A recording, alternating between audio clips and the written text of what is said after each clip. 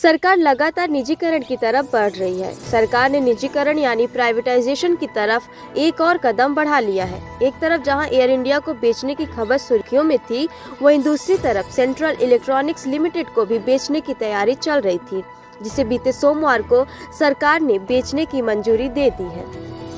दरअसल central electronics limited को 210 करोड़ रुपए में भारत सरकार ने नंदल फाइनेंस एंड लीजिंग को बेचने की मंजूरी दे दी है। हालांकि इसके विरोध में कर्मचारी लगातार 2 महीने से धरना प्रदर्शन पर बैठे हुए हैं।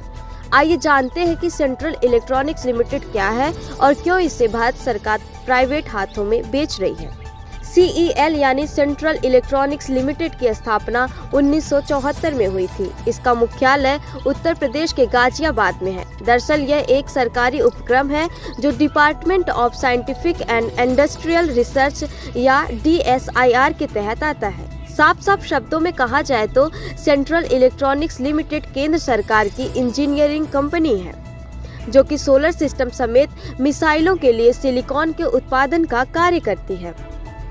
यह कंपनी सोलर फोटोवोल्टिक्स, मैग्नेट और सिलिकॉन प्रोडक्ट्स बनाती है। सोलर फोटोवोल्टिक्स एक ऐसी प्रौद्योगिकी है जो धूप को सीधे विद्युत में परिवर्तित करती है और ऊर्जा उद्योग की सबसे बड़ी उत्पादक भी मानी जाती है, जो कि सिलिकॉन से तैयार की जाती है।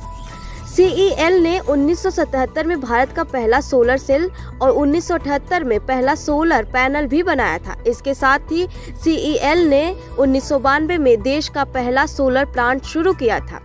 सेंट्रल इलेक्ट्रॉनिक्स लिमिटेड ने उन पहाड़ी इलाकों में भी विद्युतीकरण किया है जहां बिजली की कोई सुविधा नहीं थी, जहां कोई प्राइवेट कंपनी जाना नहीं चाहती थी। इस कंपनी द्वारा साल 2015 में पहला क्रिस्टलिन फ्लेक्सिबल सोलर पैनल का उत्पादन किया गया था, जिसके उपयोग से ट्रेनों की छतों पर ऊर्जा हासिल करने का कार्य किया जाता है। इसका मुख्य कार्य सौर ऊर्जा, रेलवे सिग्नलिंग, रक्षा इलेक्ट्रॉनिक्स और समन्वित सुरक्षा और निगरानी यानी इंटीग्रेटेड सिक्योरिटी एंड सर्विलेंस के लिए काम करना है।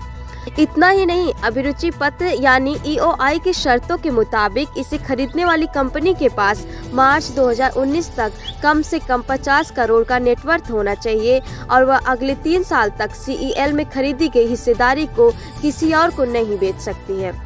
अब सवाल यह उठता है कि आखिर सरकार इन कंपनियों का विनिवेश करती क्यों है, यानी कि सरकारी कंपनियों का निजीकरण क्यों किया जाता है।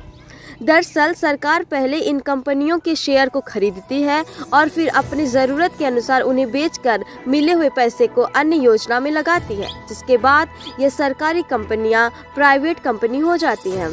सरकार का यह कहना है कि यह सरकारी कंपनी लगातार कई साल घाटे में रही है, जिसकी वजह से सरकार ने इसे बेचने का निर्णय लिया है, जबकि CEL के कर्मचारी इस बात को गलत मानते हैं और उनका कहना है कि कंपनी अपने प्रॉफिट पर थी।